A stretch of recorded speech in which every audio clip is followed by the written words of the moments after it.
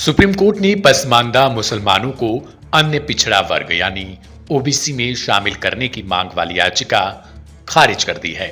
अदालत ने कहा कि किसी समुदाय को आरक्षण सूची में शामिल करना नीतिगत निर्णय है और यह कार्य सरकार तथा संसद के दायरे में आता है, न कि न्यायपालिका के।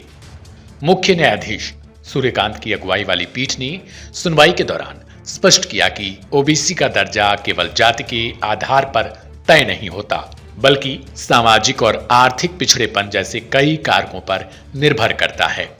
अदालत ने कहा कि न्यायपालिका यह तय नहीं कर सकती कि किसी धार्मिक समुदाय के भीतर कौन सी श्रेणी पिछड़ी है और कौन सी नहीं।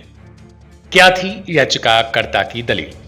याचिकाकर्ता की ओर से दलील दी गई थी कि पसमानदा मुसलमान सामाजिक और आर्थिक रूप से वंचित हैं, इसलिए उन्हें ओबीसी के समान आरक्षण का लाभ मिलना चाहिए।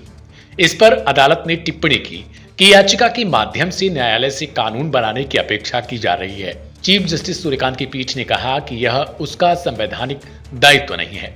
सुनवाई के दौरान आंध्र प्रदेश में मुसलमानों के भीतर ओबीसी वर्गीकरण और 4% आरक्षण से जुड़े एक लंबित मामले का भी उल्लेख किया गया। हालांकि अदालत ने कहा कि संविधान के अनुच्छेद 32 के तहत दायर याचिका में इस प्रकार के जटिल नीतिगत फैसले नहीं लिया जा सकते। अदालत ने दोहराया कि किसी नए समुदाय या उप समूह को आरक्षण सूची में शामिल करने के लिए विस्तृत सामाजिक आर्थिक आंकड़ों, सर्वेक्षण और विधायी प्रक्रिया की आवश्यकता होती है। यह प्रक्रिया कार्यपालिका और विधायिका के अधिकार क्षेत्र में आती है। आखिर पसमानदा मुसलमान कौन है? पसमानदा मुसलमान शब्द उन जाति समूहों के लिए इस्तेमाल होता है जिन्हें सामाजिक तौर पर आर्थिक रूप से पिछड़ा माना जाता है। लंबे समय से इस समुदाय के कुछ प्रतिनिधि मुख्य धारा के आरक्षण ढांचे में समान लाभ की मांग करते रहे हैं। हालांकि हालिया फैसले के साथ सुप्रीम कोर्ट ने स्पष्ट कर दिया कि इस मुद्दे पर निर्णय अदालत के बजाय नीति निर्माताओं को लेना होगा। अब सवाल यह है कि क्या केंद्र सरकार इस मुद्दे को लेकर कोई नया संशोधन करेगी? क्या केंद्र सरकार सुप्रीम कोर्ट के आदेश के बाद इस पर कोई एक्शन लेगी?